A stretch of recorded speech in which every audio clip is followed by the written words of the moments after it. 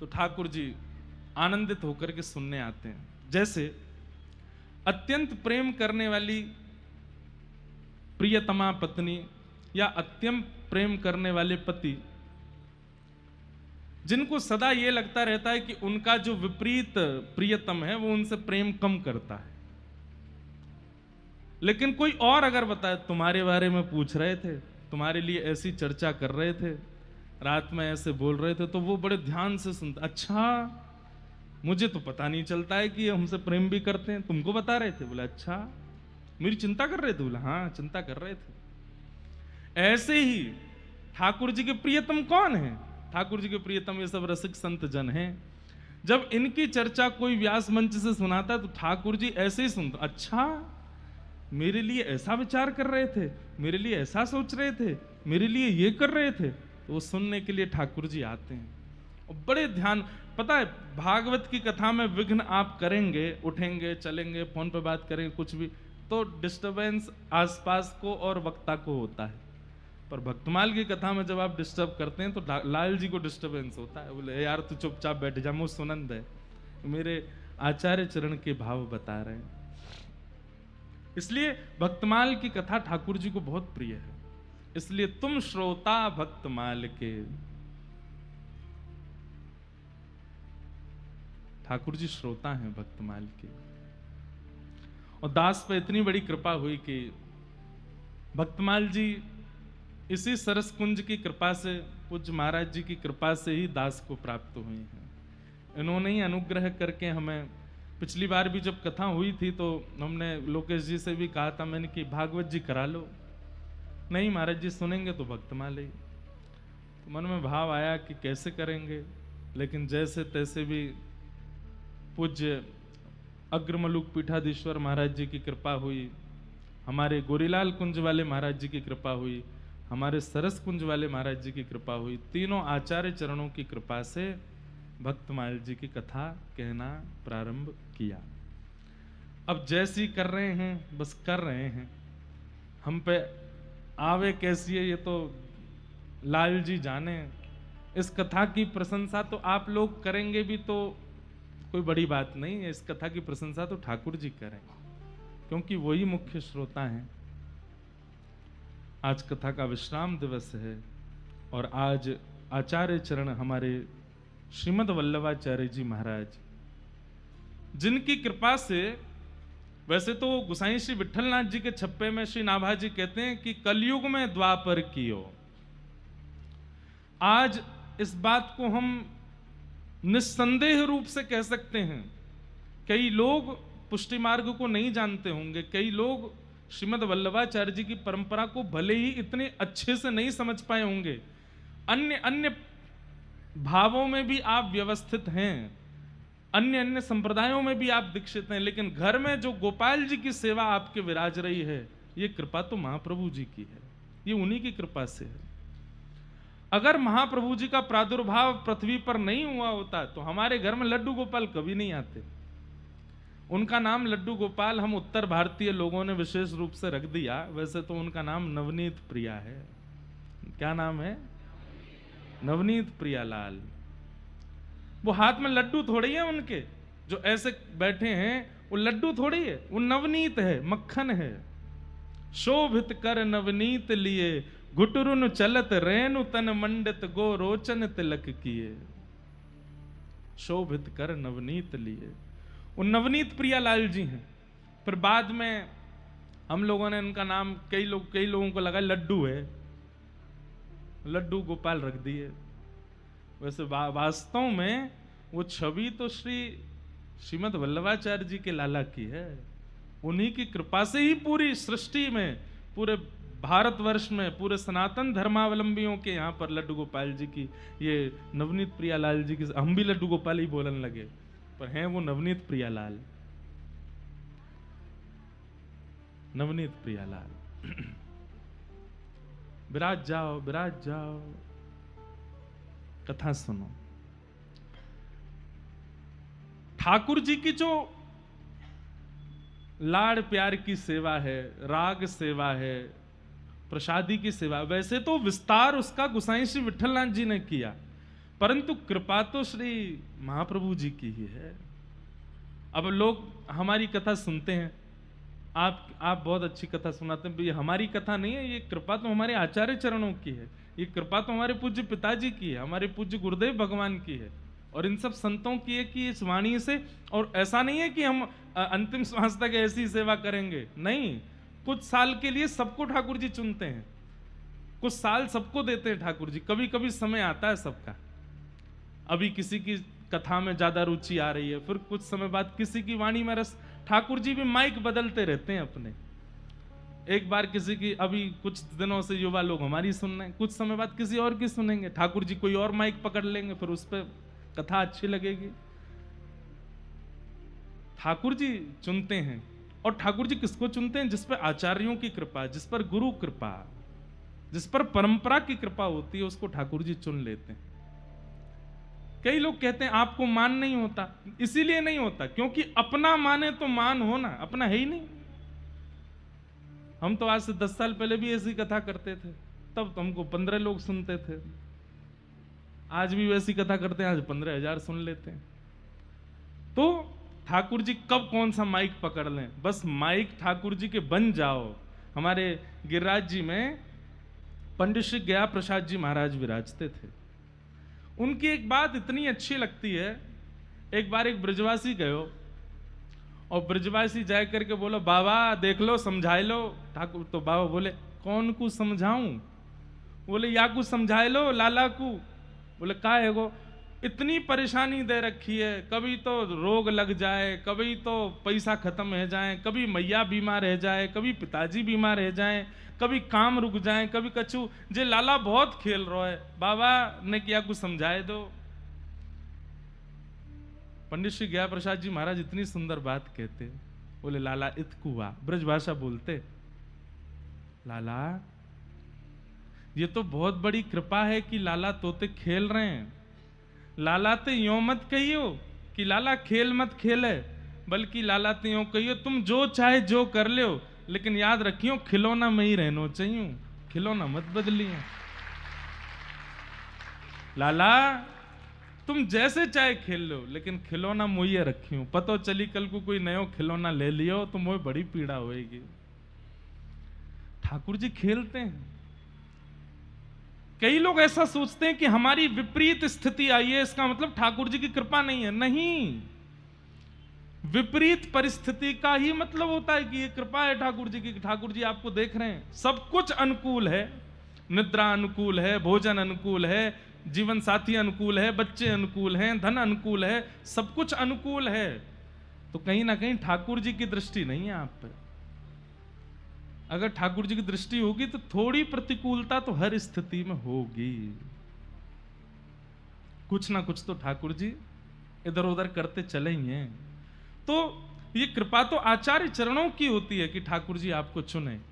ऐसे ही हमारे श्री गोसाई विठलनाथ जी को चुना ठाकुर जी ने, अरे वो तो स्वयं भगवान ही है, स्वयं अभी चरित्र लीला हम सुनेंगे, स्वयं ठाकुर जी हैं। तो आज जिनका चरित्र है, ऐसे महाप्रभु जी को हम प्रणाम करते हैं। स्वच्छंद छप्पे भागवत भक्तमाल जी में श्रीमद् वल्लभाचार्य जी का नाभा जी ने केवल नाम स्मरण किया, और नाम स्मरण कहकर के भी विदित शब्द का प्रयोग किया। सब लोग ध्यान से सुनिएगा, विदित, विदित का मतलब क्या होता है? पॉपुलर। श्री वल्लभाचार्य जी के नाम स्मरण में विदित शब्द का प्रयोग करके नाभा जी कहते हैं कि ये बहुत प्रसिद्ध हैं, इसलिए इनका चरित्र में बहुत विस्तृत नहीं कहूंगा, थोड़ा सा कहूंगा। लेकिन गोसाई विठलनाथ जी का चरित्र खूब विस्तृत कहा नाभा जी ने। तो ऐसे महाप्रभु जी का जितना चरित्र यहां कहा गया है, उतना हम लोग स्मरण कर लेते हैं। आपका जन्म दक्षिण भारत के कांकरवाड़ नामक ग्राम के निवास करने वाले तैलंग ब्राह्मण,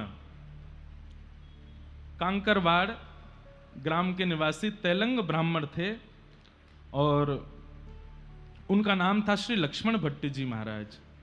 और आपकी श्री माता जी इलम्मा गारू जी, आप दोनों के यहाँ संतान रूप में साक्षात अग्निदेव, और वैसे हमारे ब्रज भाव में और पुष्टि मार्ग में भी कई जगह ऐसा सुनो है कि स्वयं श्री यशोदा जी, स्वयं श्री यशोदा मैया ही श्रीमद वल्लभाचार्य जी के रूप में पधारी है। इसीलिए पुष्टि मार्ग परंपरा में ठाकुर जी की सेवा पद्धति, सेवा भाव में लोल्य भाव है। लोल्य भाव मतलब लाला मानो उनको, और स्वयं मैया की भांति स्वयं वैसे उनकी सेवा करो। वैसे तो देखो, एक बात मैं आपको कहूं, सेवा पद्धति कैसी होनी चाहिए। सुबह ठाकुर जी की मंगला करो मैया के भाव से कि आप मैया हो, वो लाला है, और छोटे लाला के प्रति जितना वात्सल्य हो सके उतना वात्सल्य सुबह के समय ठाकुर जी की सेवा में रखो। श्रृंगार के समय भाव रखो गोपी भाव। जैसे गोपी वो ठाकुर जी के एक एक श्रृंगार को देखती है, कानन में कहा पहनो है, सिर पर कैसी पाग है, गले में कैसे कंठा धारण किए हैं, चरणन में कैसे नूपुर हैं, कैसी कौंधनी पहनी है, कैसी पोशाक है, वहां को रंग कैसा, वहां में गोटा कैसा। तो ठाकुर जी की मंगला की सेवा में यशोदा जी को भाव, ठाकुर जी की श्रृंगार राजभोग की सेवा में गोपी को भाव, और ठाकुर जी की शयन की सेवा में प्रियतमा को भाव। कोई प्रियतम हमारे शयन कर रहे हैं, उस भाव से उनको शयन कराओ। ये स्थिति होनी चाहिए आपकी। तो लक्ष्मण भट्ट जी और श्री इलम्मा गारू देवी जी के यहाँ आप पुत्र रूप में जन्मे। मैंने पहले भी आपसे कहा था कि दिव्य महापुरुष आपके यहां स्वयं आते हैं आपकी स्थिति देख करके। माता पिता की पवित्रता कितनी है, माता पिता का जीवन कैसा है, माता पिता के व्यवहार कैसे हैं, उनको देखते हुए दिव्य महापुरुष स्वयं चुनते हैं कि हमें इनके यहां जन्म लेना है। महाप्रभु जी जिस वंश में प्रकट हुए, उस वंश के एक आपके पूर्वज, आपके परपर दादा गुरु, आपके परपर दादाजी महाराज, उन्होंने सोम यज्ञ करने का अनुष्ठान व्रत लिया था, और 100 सोम यज्ञ करने का भाव आपने रखा था। और यज्ञ करने के पीछे एक ही भाव था कि इस यज्ञ के प्रभाव से हमारे यहां एक दिव्य तेजोमय बालक का प्रादुर्भाव हो। लेकिन आपके वो 100 यज्ञ पूरे नहीं हो पाए, तो आपने कहीं लिख दिया कि मेरे वंश में जितने भी बालक हों, सबसे मेरी प्रार्थना है कि 100 यज्ञ की मैंने संकल्प लिए हैं, इतने यज्ञ हमारे हो गए, आगे जितने बालक हों वो यज्ञ करते रहें। कहते हैं 100वां यज्ञ कब पूरा हुआ? जब श्री लक्ष्मण भट्ट जी महाराज का प्रादुर्भाव हुआ, महाप्रभु जी के पिताजी। तो आपने जब 100वां यज्ञ पूरा किया तो आपने उत्सव मनाया, और आप बड़े प्रसन्न होकर के सबसे बोले, हमारे पूर्वजों की जो इच्छा थी 100 यज्ञों की, वो अब जाकर के हमारी पीढ़ी में आकर के पूरी हुई है। अपने गांव में तो उत्सव किया ही, लेकिन आपके मन में भाव आया कि सब पत्नी हम काशी जाएं और काशी के विद्वान ब्राह्मणों को भोज करा करके वहां उत्सव करें इस यज्ञ का।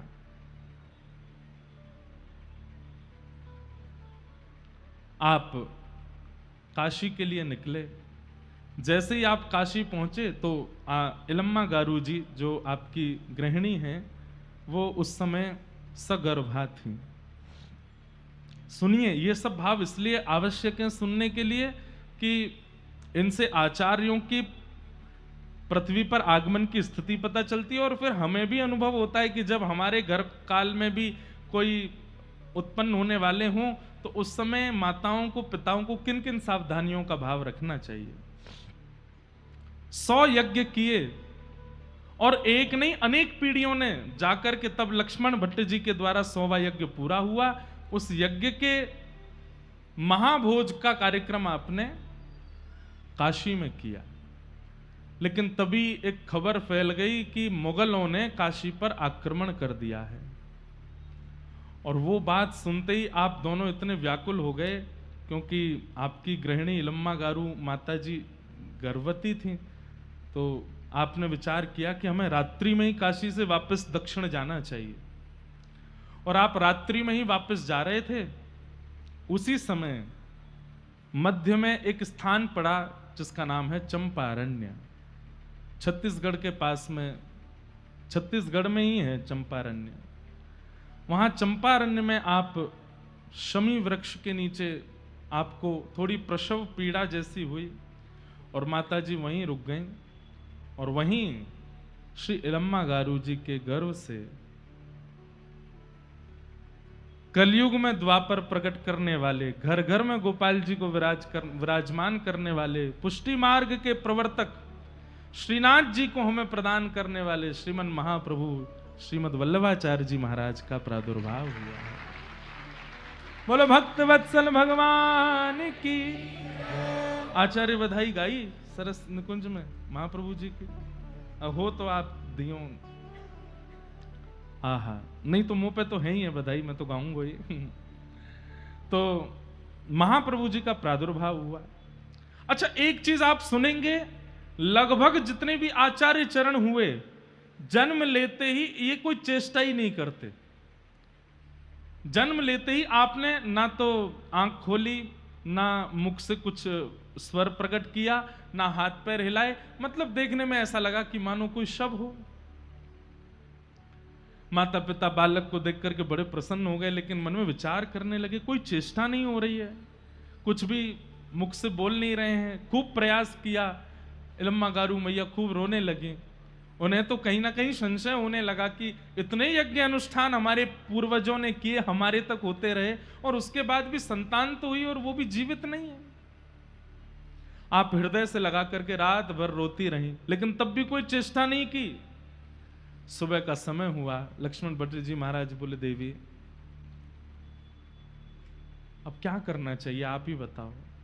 ये बालक तो संभवतः जीवित नहीं है, हर प्रकार से देख लिया और चेष्टाएं ना दिखने पर यही लगा कि जीवित नहीं है। गांव अभी बहुत दूर है, दक्षिण पहुंचना है। तो वहीं शमी वृक्ष के नीचे महाप्रभु जी को विराजमान किया। जाने की इच्छा तो नहीं है, लेकिन अब क्या कर सकते हैं।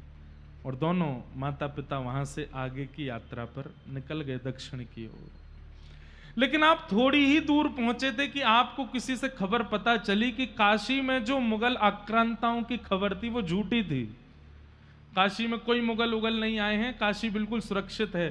तब आपने विचार किया कि देखो, यज्ञ से उत्पन्न होने वाला बालक जो हमें प्राप्त हुआ वो तो भले ही जीवित नहीं है, लेकिन यज्ञ पूर्णाहुति पर हमको भोजन तो कराना ही है काशी में। तो आप दोनों वापस काशी के लिए गए। इलम्मागारू जी के मन में आया वहीं से ही चलें। लक्ष्मण भट्ट जी बोले, देवी और कष्ट होगा, उस स्थान को देखोगी, वृक्ष को देखोगी, और पीड़ा होगी। लेकिन माँ तो माँ है, नहीं वहीं से चलिए ना, एक बार मैं दूर से ही देख लूंगी।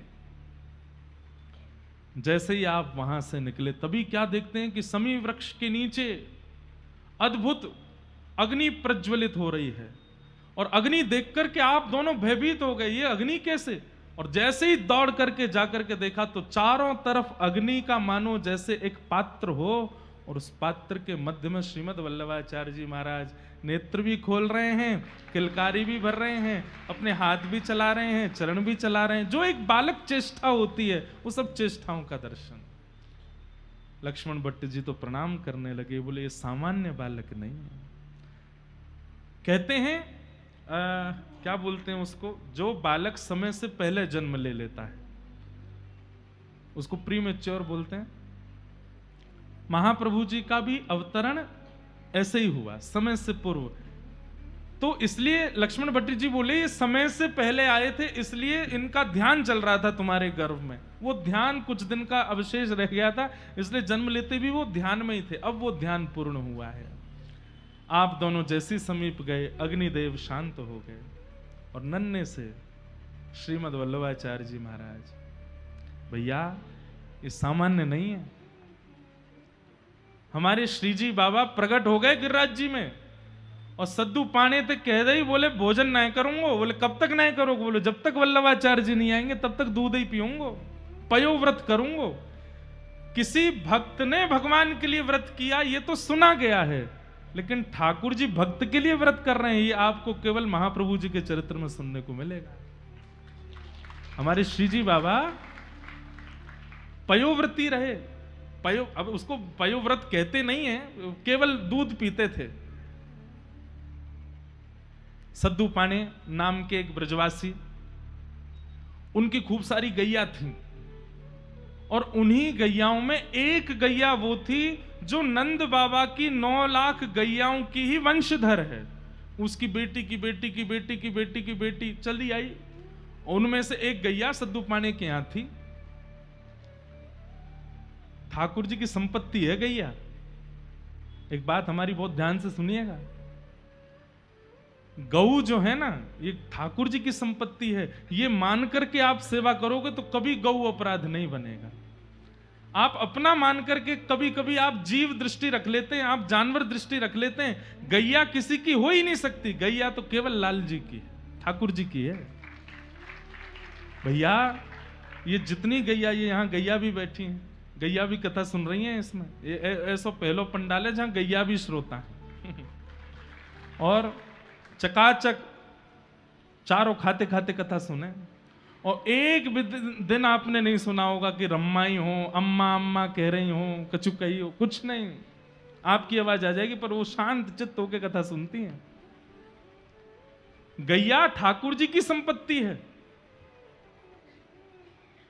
वेद लक्षणा गैया कहीं ना कहीं नंद बाबा की 9 लाख गैयाओं की ही कोई ना कोई कहीं ना कहीं से, जैसे हमारे कहीं ना कहीं रिश्ते निकल आते हैं, हमारी बुआ के, फूफा के और जीजा जी के, भाभी के, लाला के और बहन के, और वैसे ऐसी जितनी वेद लक्षणा गैया हैं, जिनके कोठे उठे हुए हैं, जिनके गले में कंबल है, जिनके सुंदर यहाँ सींग हैं, ये कहीं ना कहीं ठाकुर जी की ही गैयाओं की वंशज हैं। सबरी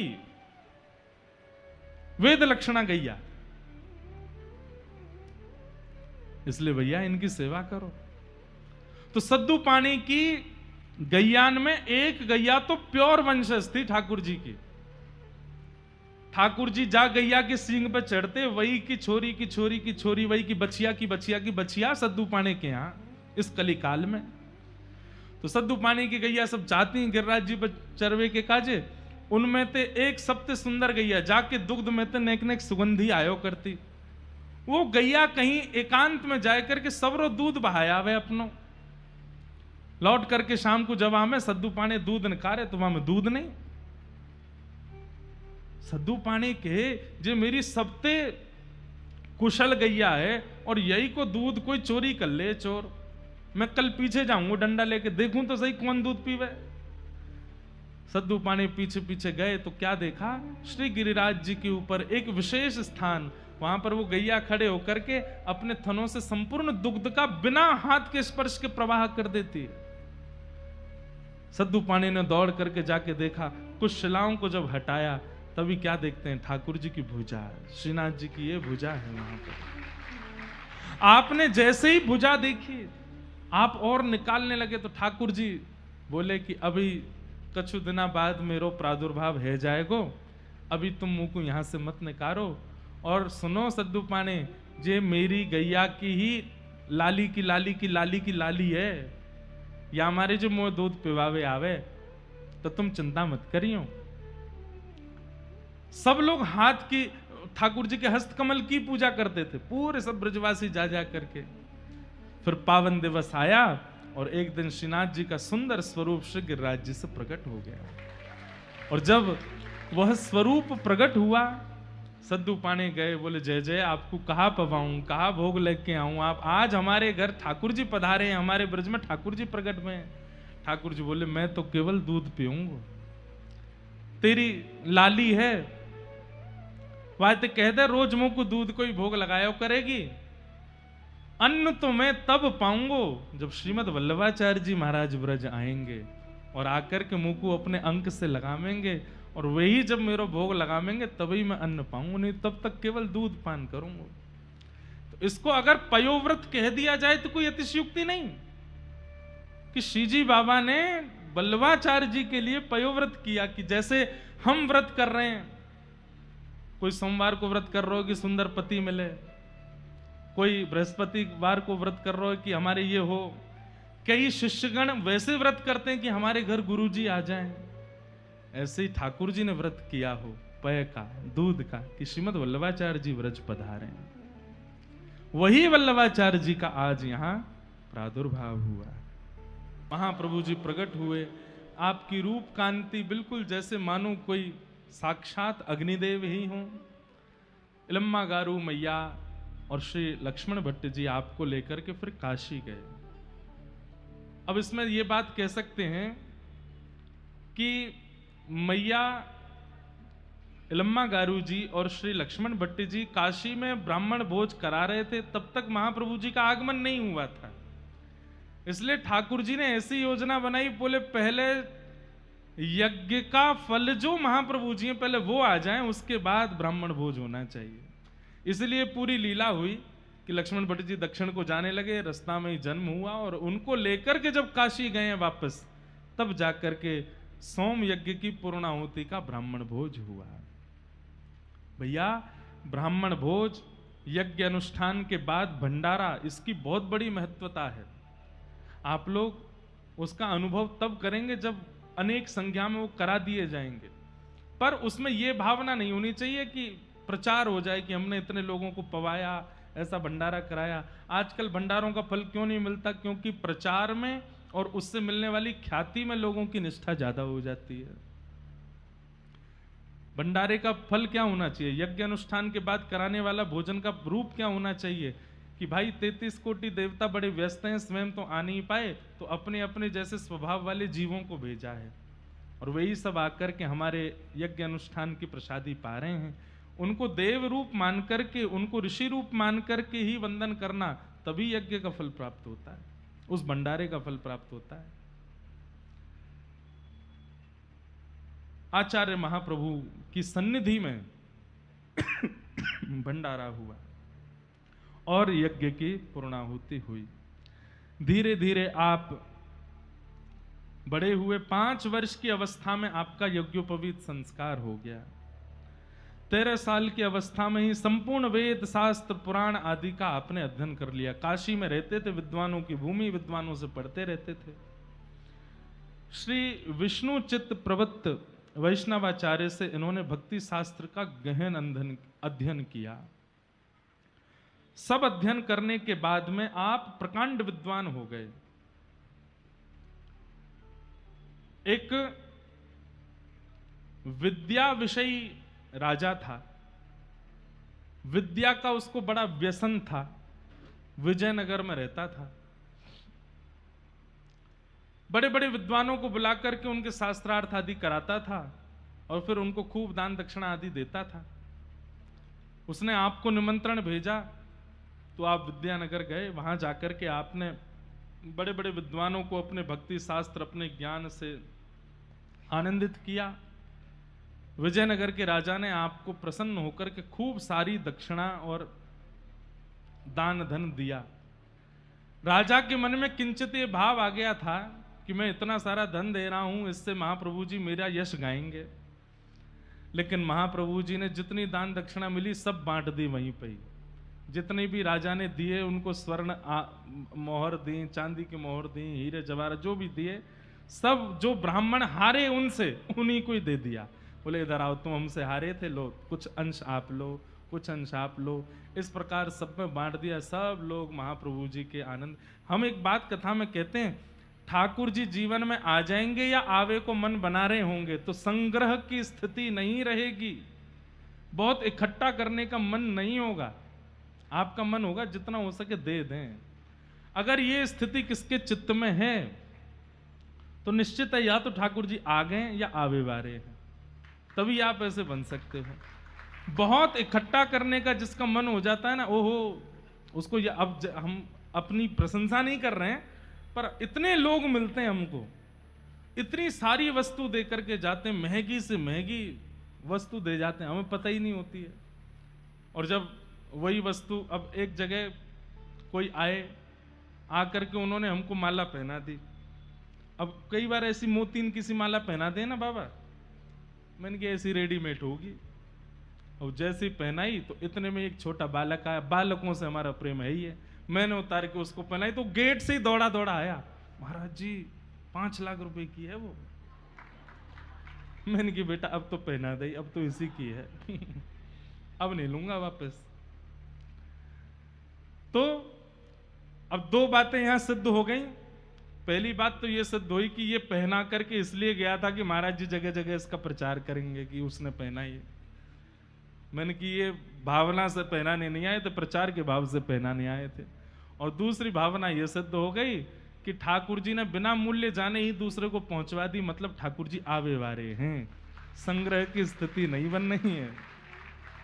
और आवे वारे कहाँ आ ही गए, ये प्रत्यक्ष है महाराज, इनको आप नेक्सो सो मत जानियो। हमने तो इनके बड़े दिव्य चमत्कार देखे हैं और कईयों ने अनुभव किए हैं। अब ये तो अद्भुत हैं, कैसी कैसी लीला करें। एक बार एक लीला सुना दूं, वैसे तो अंतरंग लीला लेकिन सुना दूं। एक बार एक बहन जी आई कथा में, उन बहन जी की प्रबल इच्छा हो गई कि हमको व्यास जी से ब्याह करना है। तो बोले अब क्या करें, तो हमने कथा में कहा कि कल ठाकुर जी आएंगे कथा में, कल गिरधर लाल जी आएंगे, कल 56 भोग है। अमूमन कथाओं में 56 भोग वाले दिन ठाकुर जी आते हैं। तो उन बहन जी ने मन बना लिया कि अगर मेरी और लाल जी की पोशाक एक हुई, एक से रंग हुए, तो मैं मान जाऊंगी कि लाल जी संकेत कर रहे हैं कि नहीं इन्हीं व्यास जी से ही करो। तो अब मुझे तो पता नहीं था उन्ना कुछ ऐसा भाव। उस दिन लाल जी ने नीला थाड़ा वस्त्र पहना, पीली पोशाक पहनी, और वो बहन जी भी सोच रही होंगी कि आज नीली पटका और हम भी वैसे ही पहन के जाएं, वही पीली पोशाक और नीला पटका। अब वो आके बैठ गई कथा में। ये बाद में उन्होंने पत्र में लिखा इसलिए मुझे पता है। अब जैसे ही लाल जी के कपाट खुले, वो तो रोवे सो रोवे, मेरे प्राणनाथ, मेरे जीवन धन, अब मुझे स्वीकार करो। मैंने कि भैया जी क्या हुआ, तो वो रोवे सो रोवे। अब भावुक लोग भी तो आते हैं कथा में, तो मैंने कि बेचारी देखो लाल जी को देख कैसी रो रही है, गिर गिर जा रही है बेचारी। फिर उन्होंने एक पत्र भिजवाया, तो पढ़ लेता हूं मैं कभी कभी, जो लोगों की जिज्ञासा आती है, कईयों के भाव आते हैं सब। जैसे ही मैं पढ़ा, वो पहले ही दिनांक लिखा था एक रात पहले का, कि इस दिनांक को मैं ये पत्र लिख रही हूं और कल मैं पीली पोशाक पहन के उस पर नीला ये पहन के जाऊंगी। अगर लाल जी यही पहन के आए तो मैं मान जाऊंगी कि लाल जी की आज्ञा है कि तुम व्यास जी का ही वर्ण करो। मैंने कि लाल जी ये कैसी लीला करते हो आप। अंदर आकर के कक्ष में तो देखे तो लाल जी मंद मंद मुस्कुरा रहे थे, बोले आनंद आ गया हो, आज आनंद आया हो। तो ऐसे हमारे लाल जी बहुत उधम करते हैं, खूब आनंद करवा दे, जन कौन कौन के हृदय में कैसी कैसी भावना प्रकट करवा दे। तो हमने अच्छी अच्छी लीलाएं तो सब जगह सुनाई है कि कैसे कैसे, पर ये कभी कभी बड़े उधमी भी हैं, बहुत उधम मचाते हैं, ऐसी योजनाएं बनवा देते हैं, सब भाव हैं इनके। तो संग्रह की स्थिति नहीं होती जब ठाकुर जी जीवन में आ जाते हैं। तो महाप्रभु जी को जितनी भी वहां पर सब प्राप्त हुई सबको बांटे आए। राजा इतना इतना समर्पित हो गया महाप्रभु जी के चरणों में, उसने महाप्रभु जी को बिठाया और सब आचार्य बड़े बड़े संत थे, सबसे कहा इनका अभिषेक करो और इनका कोई दिव्य इनको उपाधि दीजिए। तब वहां सभी सभा में विद्वान जनों ने आपको जगत गुरु की, आचार्य की और महाप्रभु की उपाधि प्रदान की। आपका नाम वल्लभ था, लेकिन फिर उसके बाद जगत गुरु आचार्य महाप्रभु श्री वल्लभाचार्य आपका नाम हुआ। वहां पर आप सब लोगों ने उनको उपाधि दी, कनकाभिषेक किया, स्वर्ण मंडित एक सुंदर आसन प्रदान किया, बोले इसी पे आप विराजेंगे आज के बाद जहां भी जाएंगे। इस प्रकार आप सब हाथ जोड़ करके स्वीकार किए, लेकिन उन्हीं में ही सब कुछ वितरण कर करके आ गए। रुद्र संप्रदाय के आचार्य श्री विल्लु मंगलाचार्य जी, श्री विल्लु मंगल जी, ये वो वाले विल्लु मंगल जी नहीं है जिन्होंने अपनी आंखें फोड़ ली थी। एक विल्लु मंगल जी का चरित्र आता है, कृष्ण करणामृत ग्रंथ जिन्होंने लिखा, उनके विल्लु मंगल जी का एक श्लोक मैं हर कथा में बोलता हूं अपने मंगलाचरण में। अस्ति स्वस्तरुणी कराग्र विलसत कल्प प्रसूनाप्लुतम वस्तु प्रस्तुत वेणुनादल हरि निर्वाण निर्व्याकुलम स्रस्त स्रस्त निबद्धनि विविलसत गोपी सहस्त्राव्रतम हस्तन्यस्तन ताप वर्ग मखिलोदारम किशोराकृति। ये श्री विल्लुमंगल जी का प्रकट भाव है। पर ये वो वाले विल्लुमंगल जी नहीं है, रुद्र संप्रदाय के एक विल्लुमंगलाचार्य जी हुए। आपने प्रकट होकर के श्रीमद वल्लभाचार्य जी को अष्टाक्षर मंत्र और गोपाल मंत्र की दीक्षा देकर के संप्रदाय का रहस्य बताया, और संप्रदाय रहस्य बता करके आपकी दीक्षा परंपरा तो श्री विष्णु स्वामी परंपरा है, पर आचार्य चरण महाप्रभु जी की विद्वत्ता और उनका जो भाव था उसको देख करके आपने पुष्टि मार्ग प्रवर्तक के रूप में उनको चुना, और उसके बाद संप्रदाय का नाम ही श्री वल्लभ संप्रदाय हो गया, पुष्टि मार्ग हो गया, पुष्टि संप्रदाय हो गया। जिस प्रकार हमारी संप्रदाय का पूर्व नाम श्री संप्रदाय है, लेकिन रामानुजाचार्य जी के बाद उसको रामानुज संप्रदाय कहा गया, ठीक वैसे ही अनेक संप्रदायों के पूर्ववर्ती नाम अलग अलग हैं, पर फिर आचार्य चरणों की प्रधानता के कारण उस पूरी परंपरा का नाम उन आचार्यों के नाम से, तो श्री वल्लभ संप्रदाय, पुष्टि मार्ग आदि आदि नाम इस संप्रदाय के आगे हुए। आप वापस काशी गए, काशी जाकर के आपने कई ग्रंथों का निर्माण किया। आपके मन में इच्छा हुई श्री बद्रीनाथ भगवान के दर्शन के करने की, तो आप उत्तर भारत की यात्रा पर श्री बद्रीनाथ गए। बद्रीनाथ में जाकर के जैसे ही आप श्री बद्री भगवान को प्रणाम करने लगे, इतने में ही देखते हैं कि दो दिव्य पुरुष मंदिर से निकल करके आए और इन्हें प्रणाम करने लगे। उनमें से एक थे श्री नारद जी महाराज और दूसरे थे श्री विदुर जी श्री उद्धव जी महाराज, और आप दोनों इनको वंदन करने लगे। महाप्रभु जी के उनके साथ में प्रत्यक्ष प्रकट होकर के उनके साथ में संवाद हुआ। पुष्टि मार्ग संप्रदाय के कई भाव आपने वहां से चुने और भागवत जी का एक सप्ताह वहां पारायण किया। महाप्रभु जी ने भारत में जहां कहीं भी भागवत जी के पाठ किए, वहीं बैठक जी विराजमान हो गए। इसलिए आप कभी कभी जाएंगे तो वहां लोग आपको कहते मिलेंगे, श्री महाप्रभु जी की बैठक है यहाँ पर। जैसे आप काशी जाओगे, वहां भी बैठक जी हैं, इधर भी बैठक जी हैं, उधर कहीं भी जाएंगे दक्षिण तक में भी आपको बैठक जी के दर्शन होंगे। और वहां बैठक जी में गादी जी का ही श्रृंगार और उन्हीं पर ही पूर्ण वल्लभ कुली तिलक और आदि आदि करके झारी बंटा आदि सब पधरा करके उनकी सेवा होती है। वहां बैठ करके महाप्रभु जी ने सप्ताह पारायण किया, इसलिए वो बैठक जी विराजमान हुई। चित्रकूट में आपने वाल्मीकि रामायण का पाठ किया, कितनी सुंदर लीला है।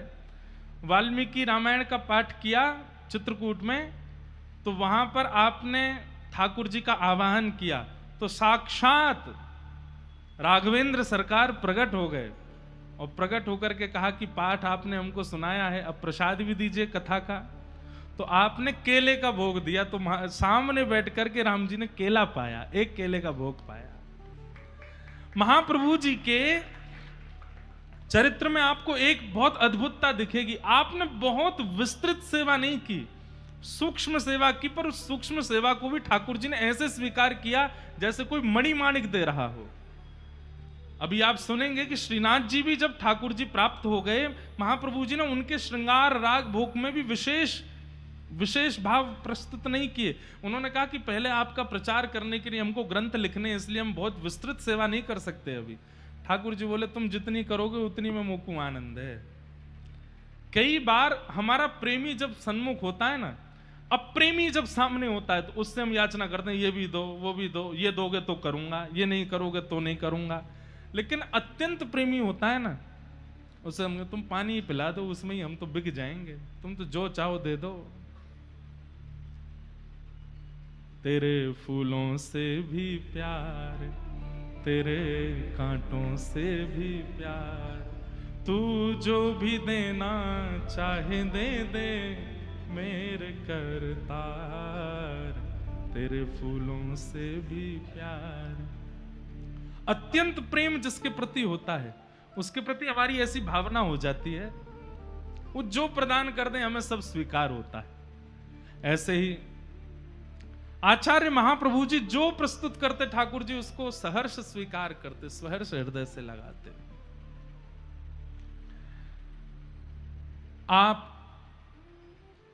विवाह के इच्छुक नहीं थे, विवाह नहीं कर रहे थे, यात्राएं कर रहे थे, धर्म प्रचार में लगे हुए थे, और तभी आप प्रस्थान किए महाराष्ट्र में विराजमान श्री पंढरीनाथ भगवान, पंढरपुर।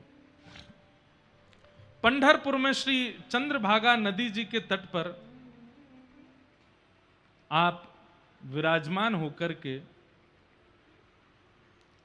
भागवत जी के सुंदर भावों का पाठ कर रहे थे, अवलोकन कर रहे थे, दर्शन कर रहे थे। आचार्य महाप्रभु जी के इस भाव से श्रीमद् वल्लभाचार्य जी अत्यंत प्रसन्न हो गए, और आचार्य चरणों ने प्रसन्न होकर के मन में भाव रखा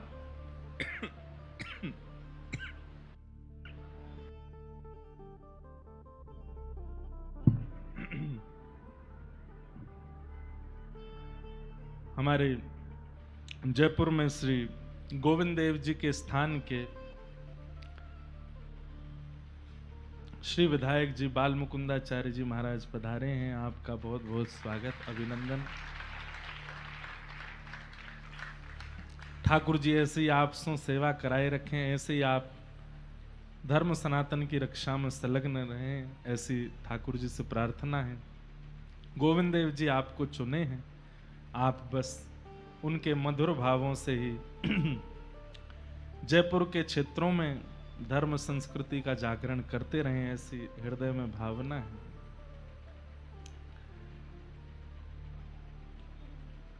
क्या निवेदन कर रहे थे हम? पंढरपुर गए महाप्रभु जी आप वहां बैठकर के सुंदर दिव्य पाठ कर रहे थे भागवत जी का।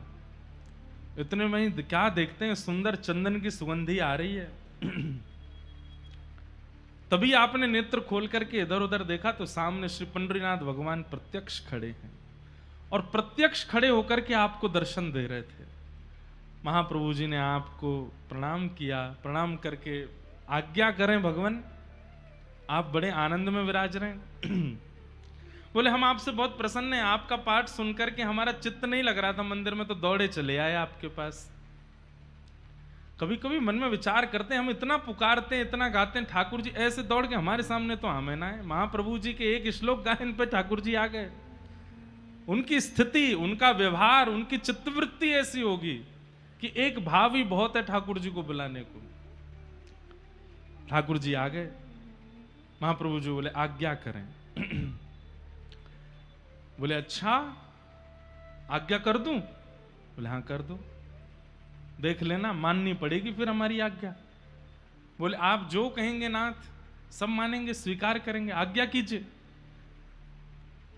पंढरीनाथ भगवान ने आज्ञा की तो आप यहां से वापस जब काशी जाएं, जाकर के विवाह कीजिएगा, गृहस्थाश्रम में प्रवेश कर लीजिएगा। हमारी इच्छा है कि आप गृहस्थाश्रम में प्रवेश करो।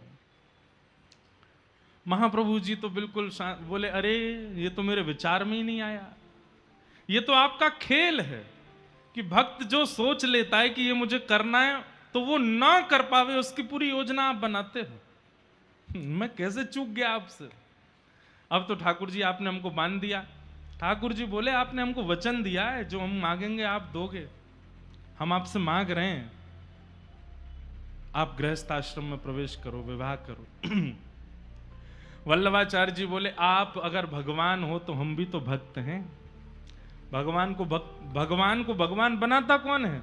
भक्त ही तो बनाता है। आप अगर चतुर हैं तो हम भी चतुर शिरोमणि हैं। नाथ आपकी इच्छा पूरी मैं करूंगा, लेकिन बदले में मुझे भी कुछ चाहिए। पंढरीनाथ भगवान बोले ये तो हमारी बात नहीं हुई थी। तो बोले आपने भी आज्ञा करने से पहले थोड़ी बता दिया था कि गृहस्थाश्रम में, अब तो सब बात हो गई, अब तो यही होगा। मैं आपकी इच्छा पूरी करूंगा, आप मेरी इच्छा पूरी करो। ठाकुर जी बोले क्या इच्छा है? बोले आपके कहने से विवाह मैं कर लूंगा, लेकिन पुत्र रूप में आप ही मेरे यहां आओगे तो ही विवाह करूंगा। पंढरीनाथ भगवान प्रसन्न भी हो गए और चिंतित भी हो गए, अब क्या करूं। लेकिन महाप्रभु जी को अपने पितृ चरण में स्वीकार करने में ठाकुर जी को कोई संकोच नहीं है, कोई संशय नहीं है। इतने पवित्र हैं, इतने कुलीन हैं, इनके यहां तो पुत्र बनकर के आने में हमारा आनंद ही होगा। ठाकुर जी बोले ठीक है, हाथ में लाओ, डन, डील पक्की, आप विवाह करो, हम पुत्र बन के आते हैं। और श्री विट्ठल भगवान की आज्ञा से महाप्रभु श्रीमद् वल्लभाचार्य जी महाराज लौट करके आए और काशी के ही श्री देव भट्ट जी की कन्या, उनके साथ में विधिवत आपका विवाह संपन्न हुआ। किसी कार्य को आप करते हैं तो उस कार्य का लक्ष्य यदि भगवत प्राप्ति है तो वो कार्य कैसा भी हो सुंदर ही हो जाएगा, चाहे वो विवाह का हो, चाहे वो संतान प्राप्ति का हो, चाहे वो धन की प्राप्ति का हो। आप धन अर्जन भी अगर इसी भावना से करते हैं कि धन अर्जन करके हमको अनुष्ठान कराना है, कथा करानी है, गोविंद देव जी में सेवा करनी है, वृंदावन में बंगला बनवाने हैं, उसके लिए धन कमाना है, तो धन भी सुंदरता से आएगा और इतनी उपयुक्त स्थिति में आएगा कि आप ठाकुर जी की सेवा में आनंद से उसको व्यतीत कर सको। पर उद्देश्य ही अपना भरण पोषण और अपने ऐशो आराम होते हैं, तो फिर धन भी कलयुग को लेकर के आता है साथ में। हम कितने ऐसे बालकों को जानते हैं जो केवल अध्ययन ही इसीलिए कर रहे हैं कि अध्ययन करके हम कुछ बन जाएंगे, उसके बाद धन कमाएंगे, जो धन आएगा उससे हम प्यारे गिरधर लाल जी का अपने यहां उत्सव कराएंगे, कभी कथा कराएंगे, कभी वृंदावन में कोई मनोरथ कराएंगे। एक लाली है, वो तो इतनी परम भक्त की नाम के बगैर एक क्षण नहीं रहती, लेकिन माता पिता चाहते कि डॉक्टर बन जाए। हमसे कहा आप समझाओ महाराज जी, आपकी बात मानती है। तो मैंने कहा, तो बोली इतना मैं पढ़ ही नहीं सकती, मेरे को पढ़ना ही नहीं, मेरे को तो बस ठाकुर जी का सेवा करनी है, नाम जप करना, आनंद से कथा सुननी है, उसमें राजी हूं। तो हमने कहा देखो, हमारे वृंदावन के कई संत ऐसे हैं, वो हॉस्पिटल नहीं जाते, वो अपने सुई नहीं लगवाते, दवाइयां नहीं खाते। हम तुमसे याचना करते हैं कि तुम एक ऐसे डॉक्टरी की पढ़ाई करो, ऐसे विद्वान डॉक्टर, एक वैद्य के रूप में या डॉक्टर के रूप में अपना निर्माण करो और आकर के डॉक्टर बनते ही वृंदावन आ जाना। बाकी सब लोगों से तो धन लेना, लेकिन ब्रजवासी और संतों की मुफ्त में सेवा करना, इसलिए डॉक्टर बन जाओ। ये वचन हम आपके माता पिता से ले लेते हैं कि आप वृंदावन में ही डॉक्टर बनोगे, वहीं क्लिनिक खोल के वहीं हॉस्पिटल चलना, जो भी। तो वो इसी याचना से ही पड़ती है कि मुझे वृंदावन वास मिल जाएगा। निरंतर हरिनाम संकीर्तन करने वाले साधु महात्मा वैसे तो कभी बीमार ना हो, लेकिन कभी कोई उन्हें कष्ट हो तो मुझे उनकी सेवा करने का अवसर मिल जाएगा। और छोड़ो, ब्रजवासी मेरे यहाँ आएंगे, उनकी सेवा, वो इसी भावना से इतना पढ़ती है, इतना पढ़ती है, अब वो टॉप आती है अपने कॉलेज में। तो उद्देश्य आपका क्या है? उस उद्देश्य से आपका कर्म अपने आप पवित्र हो जाता है और भजन बन जाता है। महाप्रभु जी गृहस्थाश्रम में प्रवेश कर रहे हैं, पर उद्देश्य क्या है? पंडरीनाथ आएंगे पुत्र रूप में। आपका विवाह हुआ, विवाह करने के पश्चात आप जगह जगह आपके पड़ाव होते थे। प्रयाग में अड़ेल एक स्थान है, वहां पर आप निवास किए। कुछ समय बाद सपरिवार आप गोकुल में विराजमान हुए। इस प्रकार आपका भाव चलता था। आपके यहां 2 पुत्रों ने जन्म लिया। एक हुए श्री विट्ठलनाथ जी और दूसरे हुए श्री गोकुलनाथ जी। ये 2 पुत्र के रूप में आपके यहां पुत्र पधारे, जिनमें श्री विट्ठलनाथ जी जो हैं ये साक्षात श्री पंडरीनाथ भगवान ही हैं, वही पुत्र रूप बन करके आए। इसलिए आपने उनका नाम ही रखा है विट्ठल, क्योंकि वे जानते हैं कि वही महाप्रभु जी हमारे श्री पंडरीनाथ भगवान ही आए हैं। और उन्होंने ही आकर के संपूर्ण सेवा का विस्तार फिर श्रीनाथ जी की सेवा का किया। आप जब गोकुल में विराजमान थे तो गोकुल में एक दिन श्री यमुना जी के तट पर बैठे थे, तभी आप क्या देखते हैं कि यमुना जी के पल्ली पार श्याम वर्ण के एक भाव का दर्शन हो रहा है, और उस भाव का दर्शन करते हुए आप अति आनंदित हो गए। रूप माधुरी कैसी है? वरहा पीड़म नटवर वपु कर्णयो कर्णकारम विभ्रदवासः कनक कपिसम वैजयन्तीं च मालाम् रन्ध्रान् वेणो अधर सुधया पूरयन् गोपवृन्दैः वृन्दारण्यं स्वपदरमणं प्राविशद गीत कीर्ति।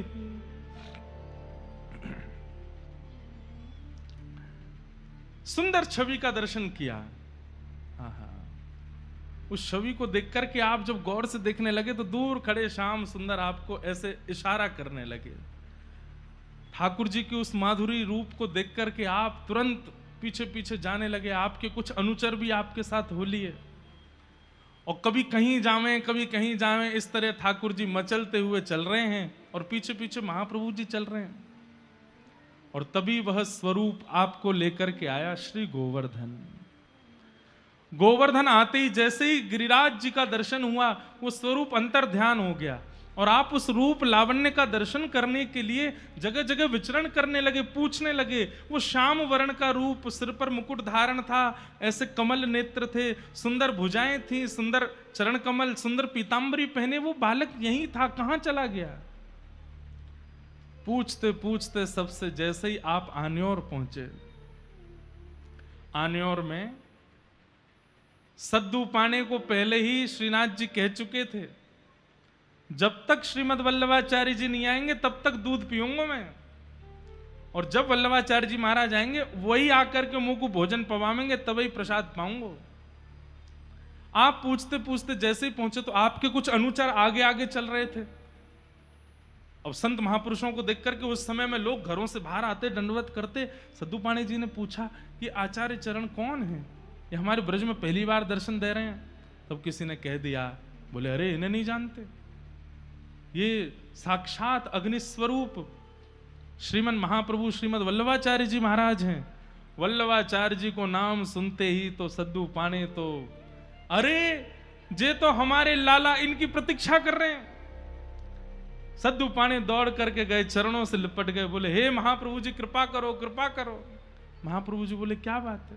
बोले पूरी वृत्तांत बताए। मेरी गैया रोज जायो करती, वाके दूध अपने आप थनते गिर जाए थे, और वहां से एक स्वरूप प्रकट भयो, ऐसे खड़ो है लाला, जे भुजा ऊपर है, दूसरी भुजा कमर पर है, नीचे देख रहा है। और बाबा मैं कहा बताऊं, वो तो खेल है ब्रजवासी के संग, ऊपर गिरिराज जी में डोले, और कॉपीन पहन करके कभी यहाँ को उछले कभी वहां को उछले, कभी कभी तो देवता बन के दर्शन दे, कभी कभी डोल तो डोले सबन के संग। मेरी छोरी के संग खेल है, खूब सारे गांव के बालकन के संग खेल है, लेकिन कछु ना पावे, केवल दूध पीवे।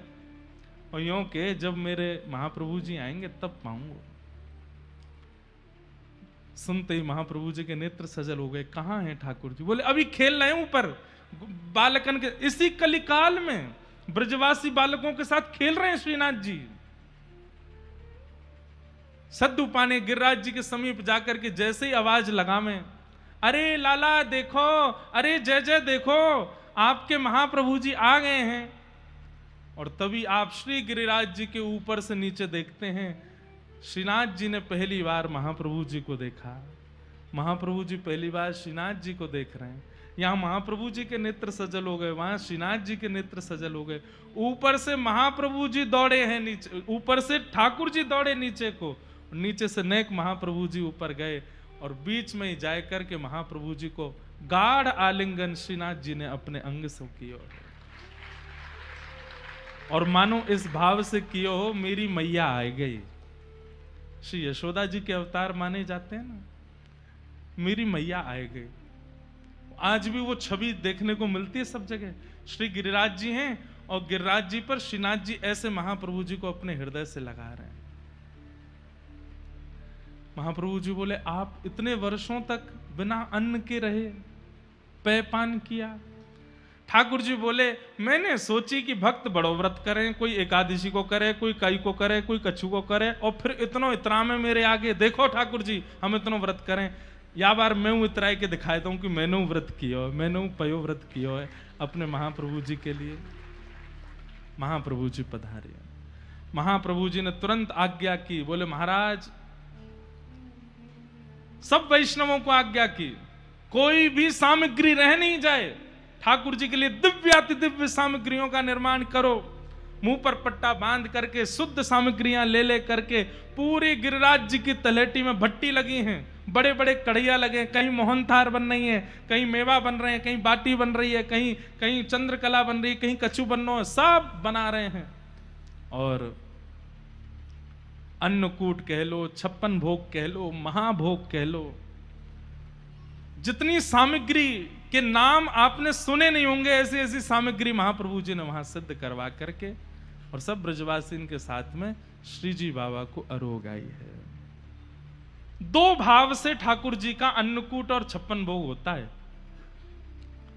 अन्नकूट का भाव तो मानते हैं कि सब ब्रजवासी जब गिरिराज पूजन करने के लिए गए थे तो खूब सारे अपने घर में सामग्री बना करके लेकर के गए थे, तो गिरिराज पूजन के समय अन्नकूट किया गया। लेकिन जब ठाकुर जी ने गिरिराज जी धारण किए और 7 दिन 7 रात्रि तक कुछ पाया नहीं, तो ठाकुर जी की प्रत्येक दिन 8 भोग लगते हैं, तो प्रत्येक दिन के 8 भोग, 7 दिन में 56 भोग, तो फिर गिरिराज पुनः पधराने के बाद में फिर ठाकुर जी को 56 भोग भयो है। तो अन्नकूट जो है ये गिरिराज धारण से पूर्व को भोग है, और 56 भोग जो है ये गिरिराज धारण के बाद में ठाकुर जी को पधरायो जाए। इस प्रकार ठाकुर जी ने मधुर सब सेवा स्वीकार करी, अंगीकार करी। आप श्री जगन्नाथपुरी गए। अब देखो महाप्रभु जी अभी भी हमारे संग ही हैं। चैतन्य महाप्रभु का कल विषय विश्राम हुआ, लेकिन अभी भी महाप्रभु जी संग ही हैं।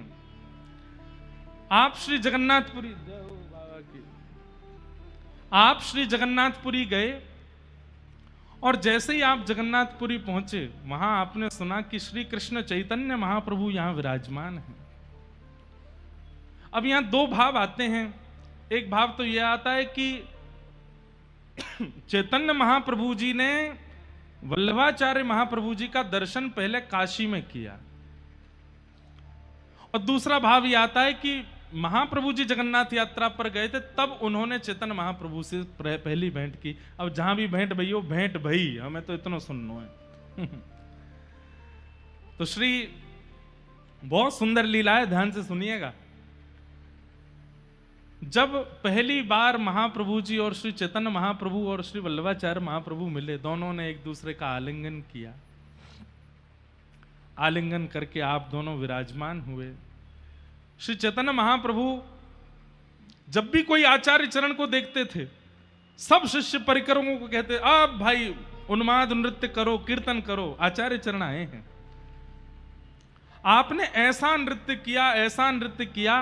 पहले तो श्रीमद् वल्लभाचार्य जी महाराज बैठे रहे, आचार्य चरण संकोच में उठे नहीं, लेकिन महाप्रभु जी के दिव्य नृत्य को देख करके श्री आचार्य चरण स्वयं को रोक नहीं पाए और स्वयं भी आसन से उठ करके खड़े भये, और महाप्रभु जी के साथ जैसे भुजा उठा करके श्री चैतन्य महाप्रभु नृत्य करते हैं, ऐसे आचार्य चरण श्री वल्लभाचार्य जी महाराज भी नृत्य करने लगे। और दोनों के उस उन्माद नृत्य को देख करके वहां जितने जीव थे, सुनो एक बात, जितने जीव थे उनकी तो छोड़ो, कलयुग घबरा गया।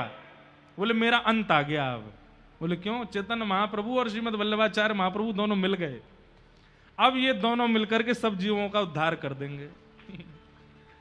कलयुग को घबराहट हो गई। बोले अब मेरा यहां रुकना असंभव है, अब तो मुझे जाना ही पड़ेगा। तभी से ही उसने ठाकुर जी के गेट नॉक करने शुरू कर दिए। बोले कि प्रभु ये क्या कर रहे हैं आप? भक्ति काल जब आया था ना भारत में, 100 साल तक केवल भक्ति भक्त हुए थे। उस काल में कलयुग को अपनी जान बचानी भारी पड़ गई थी, ऐसे ऐसे आचार्य चरण हुए। लेकिन फिर कलयुग ने ही प्रार्थना की, बोले प्रभु अगर मेरा ऐसे ही वध करवाना था तो इन आचार्य चरणों, आपने मुझे भेजा ही क्यों पृथ्वी पे? तब ठाकुर जी ने कहा भैया इसका भी उम्र होनी चाहिए, 4,32,000 वर्ष तक इसको भी रहना है। तो फिर भक्ति काल के बाद धीरे धीरे भक्ति लोगों में घटने लगी, लेकिन अब फिर बढ़ रही है। कहीं ऐसा नहीं हो कलयुग हम तो ही घबरा जाए, कहीं ऐसा नहीं हो ऐसे आचार्य चरण जो महापुरुष यहाँ विराजमान है, वैसे तो इतना कोई भजन नहीं है कि कलयुग घबरावे। कलयुग का प्रभाव इस वक्त सब पे हो रखा है। आज एक लाली ने हमसे बड़ा रोते हुए सुबह एक प्रश्न किया, मैं तो उसका उत्तर देने में अपने आप को असमर्थ समझता हूं, लेकिन महाराज जी उनकी हृदय की वेदना है, क्या करना चाहिए। उनका क्या प्रश्न था कि महाराज जी हम जिनको आचार्य चरण मान करके दंडवत करते हैं, प्रणाम करते हैं, वंदन करते हैं, जय हो, सब आशीर्वाद ले लो भैया, जय हो। आशीर्वाद ना दे रहे हो, करें भुजा उठा के कहो हरि बोल, बस आ जाओ बाबा, बैठ जाओ, यहीं से ही विराज जाओ। हाँ, कल तो बाबा में ऐसी ताकत है कि यहीं तो कूद गए नीचे। तो हम क्या निवेदन कर रहे थे? हाँ, विराज जाओ महाराज जी, जय हो। लोग बाग कहीं मुझे गाली ना देने लगे इस बात के बाद, लेकिन दें भी तो कोई दिक्कत नहीं, पर युवाओं की ये पीड़ा है।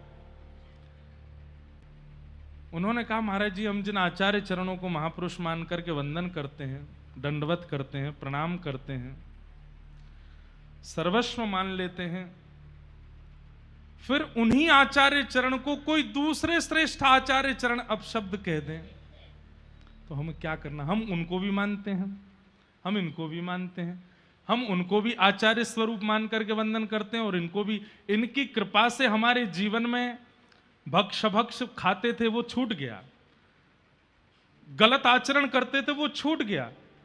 जिन महापुरुष की कृपा, जिनकी वाणी से हमारा जीवन परिवर्तित हो गया, उन्हीं महापुरुष को एक ऐसे महापुरुष अपशब्द बोल रहे हैं जिनकी वाणी भी हम सुनते हैं, हमारे घर में सब सुनते हैं। ऐसी स्थिति में महाराज जी क्या करें? लाली बोली कल से हमने अन्न नहीं पाया है, हम इतने व्याकुल हैं कि ये सब क्यों हो रहा है।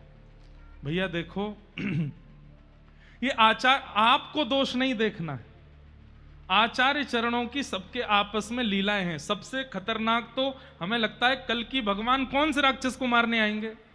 सतयुग में भगवान आए हिरण्यकश्यप हिरण्याक्ष को मारने, त्रेता में भगवान आए रावण कुंभकर्ण को मारने, द्वापर में भगवान आए शिशुपाल दंतवक्र को मारने, कलयुग में भगवान आएंगे टेलीफोन और इंटरनेट को मारने। सबसे गंदे हैं ये। इन दोनों ने कोई नाम कल की है, आगे चल के हो सकता है क्लिक ही हो जाए, एक क्लिक करेंगे डिलीट, सब खत्म। जिस दिन पूरे विश्व का इंटरनेट बंद हो जाएगा उसी दिन कलयुग विश्राम और सतयुग प्रारंभ होगा। आपसे हमारी प्रार्थना है, कल को कितने भी श्रेष्ठ आचार्य चरण अगर किन्हीं महापुरुष के बारे में कुछ ऐसा बोल दे रहे हैं, आप उसको केवल आपसी विनोद समझो, उसको ज्यादा हृदय पर लेकर के आपको क्यों करना है चयन, कौन श्रेष्ठ कौन अश्रेष्ठ? आपके लिए सब श्रेष्ठ होने चाहिए।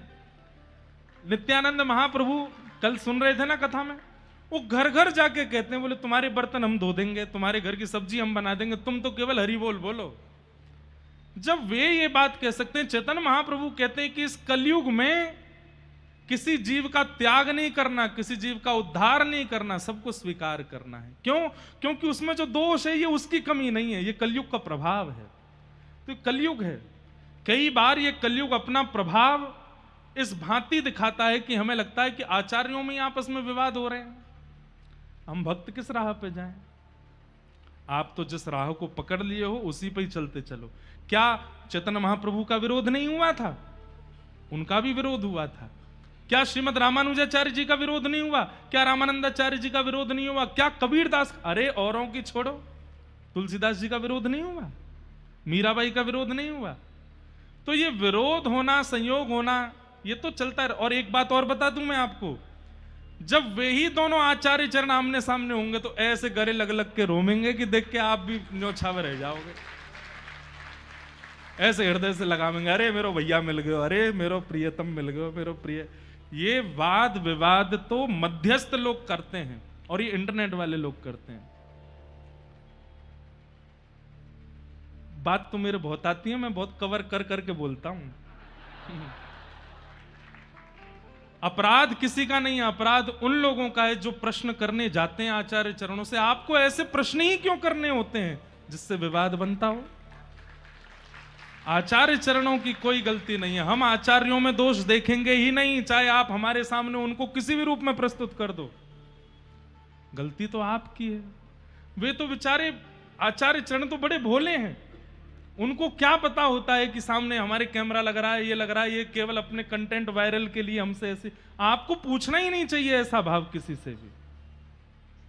अरे ऐसी बातें पूछो जिससे विवाद शांत होता हो, ऐसी बातें नहीं कि जिससे आग और तेज हो जाती हो। कहीं दिख रहा है कि अग्नि लगी है और आप वहां झोंक करके कपूर फेंक आए तो आप अच्छे माने जाओगे? कहीं लगा कि भाई अग्नि चली है तो वहां जाओ, जाकर के थोड़ा पानी डाले आओ। फायर ब्रिगेड वाले वो क्या बोलते हैं उसको, लगे रहते हैं, वो लेकर के जाओ। वैष्णव का स्वरूप है, वो विवाद को और तीव्र नहीं करता, विवाद को शांत करता है। इसलिए हमारी आपसे प्रार्थना है, कभी भी किन्हीं भी आचार्य चरणों के समीप जाइए, हमारे पास भी आइए, हमसे भी किसी और की बातें मत कहिए। कई लोग बोलते हैं महाराज जी आपसे पहले वो वाले महाराज जी आए थे, वो तो ऐसा ऐसा कह रहे थे, उन्होंने तो ऐसा ऐसा कहा। आपको क्यों दोनों के बीच में चिंगारी डालनी है? उन्होंने जो कहा वो सुन लिया, अब हमारी बात सुन लो बस। जिसमें आपको निष्ठा होती है उसका पालन करो। हमारी आपसे प्रार्थना है, ये वाद विवादों में मत चलो, बहुत कम समय बचा है हमारे पास में, जीवन बहुत छोटा है। ठाकुर जी का नाम स्मरण करके अपना जीवन उद्धार कर लीजिए। सोचिए, यहां लोग बाग यात्राएं निकाल रहे हैं, यहां लोग बाग बड़े बड़े मंचों से जाकर के कह रहे हैं कि भैया हिंदू एक है जाओ, ये है जाओ। अरे हिंदू उनकी कहा चले, यहां संप्रदाय एक नहीं हो पा रहे, भक्त एक नहीं हो पा रहे, भक्तन में लड़ाई चल रही है, तिलकों पे लड़ाई चल रही है, मंत्रों पे लड़ाई चल रही है, वेशभूषा पे लड़ाई चल रही है। भैया युवा जैसे तैसे आए हैं भक्ति मार्ग पे, आचार्य चरणों के भाव से कहीं वो भटक ना जाएं। इसलिए हमारी प्रार्थना आचार्यों से नहीं, आचार्य गलत नहीं हो सकते, हमारी प्रार्थना तो उन लोगों से है जो उनकी बातों को दूसरों तक पहुंचा रहे हैं। कृपा कर ऐसी भावनाएं पहुंचवाइए जिससे वैष्णव और प्रगाढ़ हो, जिससे हमारे चित्त में और भक्ति प्रबल हो। दो आचार्य चरण लड़ लें आपस में, ऐसी भावनाएं क्यों प्रकट करनी? यहां देखिए श्रीमद वल्लभाचार्य जी महाराज पुष्टि मार्ग के प्रवर्तक और श्री चैतन्य महाप्रभु श्री गौड़िया वैष्णव परंपरा के प्रवर्तक जगन्नाथपुरी में दोनों भुजा उठा करके नृत्य कर रहे हैं। अब देखो एक लीला और घटी। चैतन्य महाप्रभु नृत्य करने के बाद जब प्रवचन करने लगे तो अपने प्रवचन में चैतन्य महाप्रभु कुछ भी बोल रहे हैं तो इसका मतलब श्री कृष्ण बोल रहे हैं, क्योंकि कृष्णावतार कृष्ण ही चैतन्य महाप्रभु बन के आए। वे क्या कहते हैं? श्रीमद महाप्रभु वल्लभाचार्य जी महाराज अग्नि के अवतार हैं ऐसा हमने सुना है, परंतु हम आपको उद्घोषित करते हुए कहते हैं ये श्री कृष्ण ही आए हैं, ये श्री कृष्ण ही हैं, ये श्री जगन्नाथ जी ही हैं, ये आचार्य चरण नहीं है, साक्षात भगवान ही हमारे सामने बैठे हैं। अपने प्रवचन में उन्होंने कह दिया कि साक्षात श्री कृष्ण हैं और सब अपने अनुचरों से कहा कि ठाकुर जी मान करके ही इनको प्रणाम कीजिए, आचार्य चरण को। अगले दिन आचार्य चरण चैतन्य महाप्रभु जी से बोले आप आज हमारे यहां प्रसाद पाने के लिए आइएगा। तो चैतन्य महाप्रभु बोले हम सुबह आएंगे आपके यहां। तो जगन्नाथपुरी में जहां पर वल्लभाचार्य जी निवास कर रहे थे वहां चैतन्य महाप्रभु पहुंचे। तो आप जैसे ही आए, आकर के थोड़ी देर आपकी वार्तालाप हुई, इतने में ही आपने अपनी गृहिणी को आज्ञा की चैतन्य महाप्रभु आए हैं, कुछ भोग प्रसादी लेकर के आओ। तो आपकी पत्नी भीतर गई, बहुत देर तक बाहर नहीं आई। तो महाप्रभु जी बोले इतनी देर हो गई प्रसाद लाने में? भीतर गई तो देखा आपकी पत्नी चुपचाप खड़ी थी। तो महाप्रभु जी बोले, अरे चैतन्य महाप्रभु खड़े हैं और तुम अभी तक कुछ लेकर के नहीं आई? बोले कि ठाकुर जी का तो अनोसर हो गया है और भोग लगी सामग्री सारी बट गई है, तो सब अमनिया रखा है, भोग लगा हुआ सामग्री नहीं है। अमनिया मतलब जो ठाकुर जी को भोग ना लगा हो वो सामग्री रखी है। अब जब तक भोग नहीं लगेगा तब तक मैं कैसे दे दूं? वल्लभाचार्य जी के नेत्र सजल हो गए। बोले लेकर के आओ, अमनिया सामग्री लेकर के आओ। बोले क्यों? बोले कृष्ण ही तो आए हैं, अमनिया का ही भोग लगाओ, चैतन्य महाप्रभु साक्षात कन्हैया ही हैं।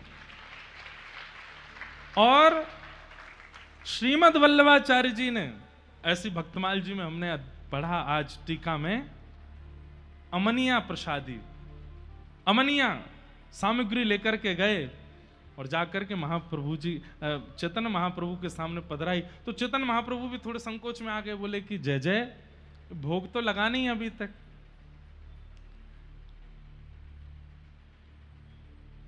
शायद मोहन बाबा ने बताई मुझको या मलुकपीठ महाराज जी ने बताई, कोई ने मुझको ये चर्चा सुनाई, मेरी स्मृति में नहीं।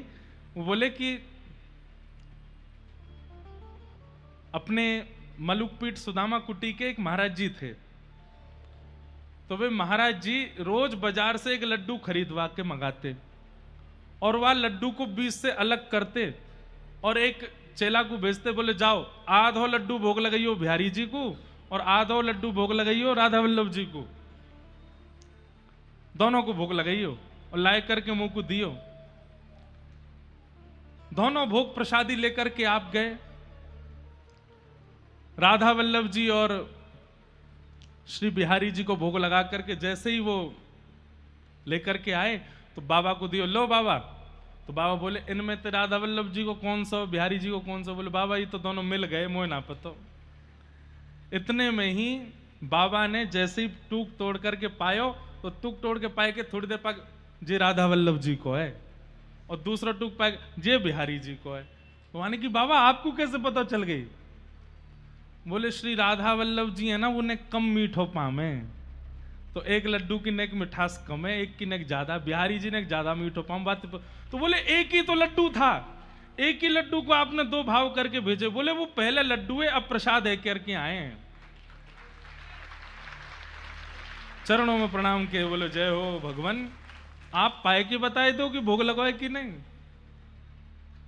अभी श्रीनाथ द्वारा में कथा थी तो वहां के एक महाराज जी के पास में गयो, ब्रज के ही अपने शत्रुघ्न दास बाबा, मैं नाम बोलूं ना हूं महाराज जी इनके, नहीं तो भीड़ लग जाए।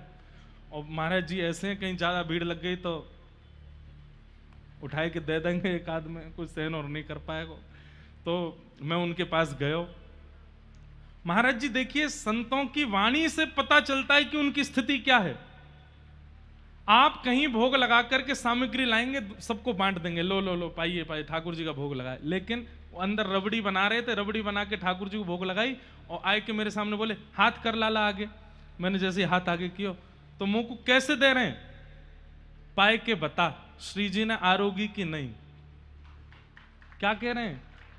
ये नहीं पूछ रहे कि कैसी बनी है, यूं कह रहे हैं पाए के बता श्री जी ने आरोगी कि नहीं। आरोगी मतलब पाई कि नहीं। तो मैंने लियो, पा लियो। तो मैंने कही बाबा श्री जी ने आरोग लियो। बोले हम बे झूठ बोल रहा है। मैंने की क्यों? बोले अगर आरोगी होती तो तेरे नेत्र बंद हो जाते, मंद मुस्कान आ जाती मुखमंडल पर, तब समझता हूं मैं कि श्री जी ने आरोगी है। मैं दंडवत करी, बोली बाबा इतनी ऊंची स्थिति अभी हमारी भई ना है जितनी में आप हो। सोचो, वो भोग लगा करके सब में बांट के और एक टक सबके मुखमंडल को देखते हैं। जिसके नेत्र बंद हो गए और मुखमंडल प्रसन्नता आ गई तो समझ जाएंगे कि श्री जी ने आरोगी है। अगर यानी आंख खुली रखी तो समझ जाएंगे कि श्री जी ने आरोगी ना है। आप कहेंगे महाराज जी विषयी पुरुष हुआ और उसने आंख बंद नहीं करी, तो विषयी को वो देते ही नहीं है। वो नेत्रों से ही पहचान जाते हैं कि कौन योग्य है कौन अयोग्य है। ऐसे ऐसे आचार्य चरण चैतन्य महाप्रभु के सन्मुख आपने अमनिया भोग रख दिया और कहा अब पाइए। चैतन्य महाप्रभु बोले इसका भोग तो लगाने, बोले आप कन्हैया ही हो, प्रेम से पाओ। तब भी आचार्य चरण संकोच करने लगे। तो आपने अपने हाथ से सामग्री उठाए करके पवाई है। कितना प्रेम है आचार्य चरणों में, यहां देखिए आप लोग। और श्री जगन्नाथपुरी में ये सुंदर आनंद हुआ है, सुंदर भाव हुआ है।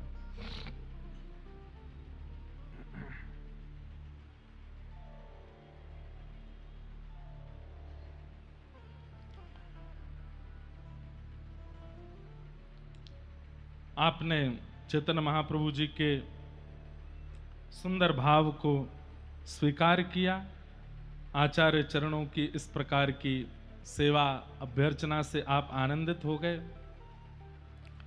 कई लीलाएं आपके द्वारा संपादित हुई, जिससे श्रीनाथ जी, नवनीत प्रिया जी खूब आनंदित होते थे, खूब सुखी होते थे, खूब सुख लेते थे।